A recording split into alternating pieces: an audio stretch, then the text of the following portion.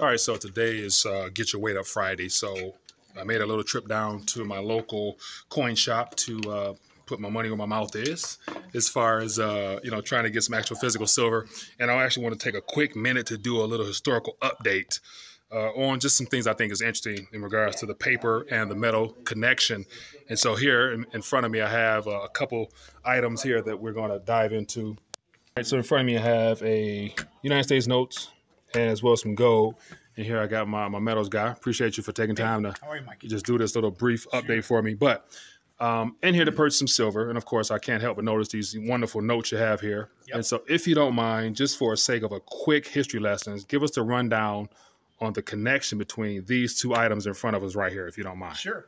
Yeah, the interesting thing for me is these are both early 1900s. So this was a $10 bill worth $10 face back in the early 1900s. Today, because of the collectible value, it's worth $130. But here you have a $10 currency from the early 1900s made out of gold. Mm-hmm. So today the gold value is actually about $850. Mm-hmm.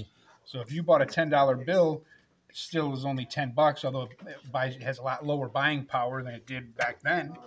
Versus the gold went up to give you $850 worth of today's buying power. Mm-hmm. So $10 turned into nothing, but $10 in gold kept up, got you something.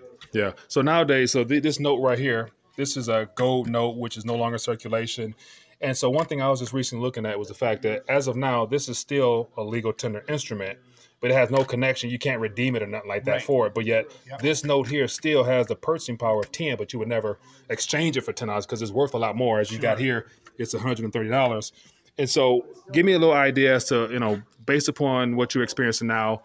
We were just talking a moment ago about the silver squeeze. If you don't mind sharing your thoughts on that. How's business been for you? Yeah. And give us a little bit about what you've witnessed in your career as a precious metals dealer. Sure. Yeah, I would say probably for the last year, it's been very, very difficult to have enough silver in stock to meet the demand of the public that's been coming in. And it's difficult for us to acquire silver. Mm-hmm. And we can still acquire it, but it's at premium prices that are higher than what we used to charge the customers. That's what we're having to pay today for the dealers to get it. Mm-hmm. And there's just a ton of demand. People are looking around for places to put their money because they realize they can't just leave it in money anymore. And so that's causing all kinds of different things to go up in value. Silver's one of them.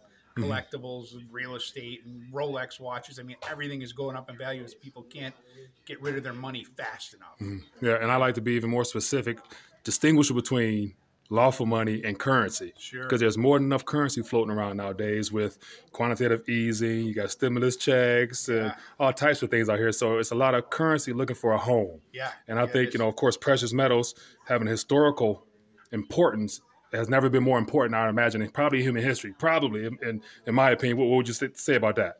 Yeah, no, I would agree with you. I mean, it's just, if you were a saver from the old days, you can't save anymore. I mean, you're losing your savings every single year. So if you are a saver, then you would go into gold and silver because now it gives you a chance as a saver to keep your money even or maybe even grow it. Mm-hmm. But every year that you save $100, it's going down in value. At a pretty quick rate. Yeah. So you need to get it into something if you're a saver to at least keep it even and give you the opportunity to even make money. Yeah, I agree. Now, based upon all the items you have here, if you got a quick second, so far, has all the silver moved equally? So I see we have just some silver eagles here. We got some old coinage here. Does it all move the same, or do people come in more so with a preference, or how's that? Yeah, I would say probably 2020 and 21 has been the time of big buyers. So big buyers come in, and so I might not sell one thing for a long time, and then somebody comes in and buys a large quantity of the old 90% silver coins. Mm-hmm. Or they might buy a box full of 100-ounce bars. Yeah. But the most common thing is for us is the 1-ounce rounds, and probably 1-ounce silver eagles. Mm-hmm. We sell a lot of old silver dollars too. Yeah. That aren't so much collectible by date, but they're just buying tubes of silver dollars or bags of 100 of silver dollars. Yeah. Maybe for the historical value, the recognition, and the silver. Yeah, appreciate it. So, I appreciate you taking time to just, give me a little quick rundown of what you got here.